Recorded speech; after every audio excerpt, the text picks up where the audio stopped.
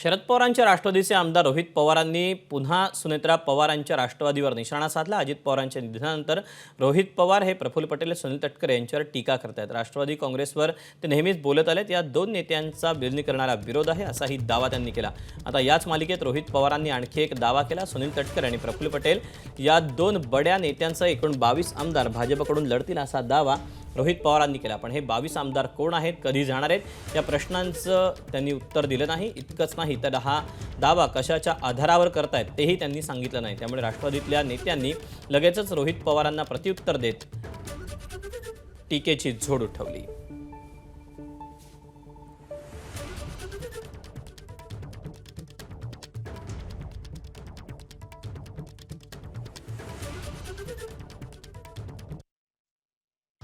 सुनील तटकरे असतील नाहीतर प्रफुल्ल पटेल असतील, काही झालं तरी भाजपमधूनच लढणार आहेत। उगाच आपण इथे टाइमपास करत बसायचं कशाला? त्यांचं ठरलेलं आहे ऑलरेडी, ते ठरलेत आणि 22 आमदारांचं ठरलेलं आहे। त्याच्याचबरोबर एकनाथ शिंदे साहेबांच्या काही आमदारांचं ठरलेलं आहे। त्यामुळे ज्या गोष्टी ठरल्यात त्या आपण इकडं वेडं वाकडं बोलून हे होईल ते होईल असं मोघम बोलून चालत नाही। जे आहे ते आहे, भाजपमधून ते लढणार आहेत। फक्त प्रक्रिया ही जरा फास्ट झाली।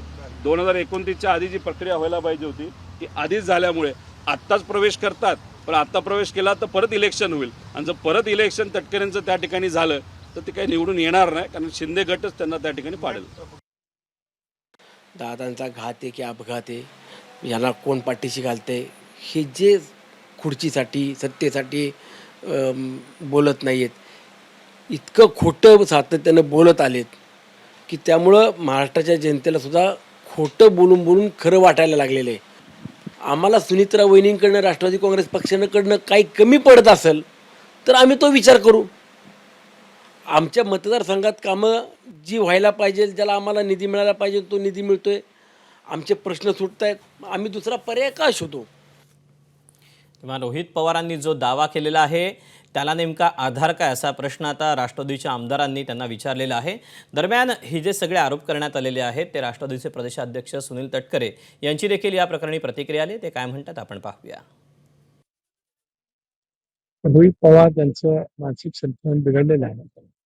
ते स्वतः भारतीय जनता पक्षामध्ये जाण्यासाठी अनेक वेळा इच्छुक होते। त्याने आमच्या निष्ठेचं, आमच्या पुरोगामी विचाराचं काही गप्पा मारण्याचं काही कारण नाही। तो त्यांचा नैतिक अधिकार सुद्धा नाही। त्याने आपलं स्वतःचं बूड, आपलं स्वतःचं जे काही चाललंय ते तपासावं।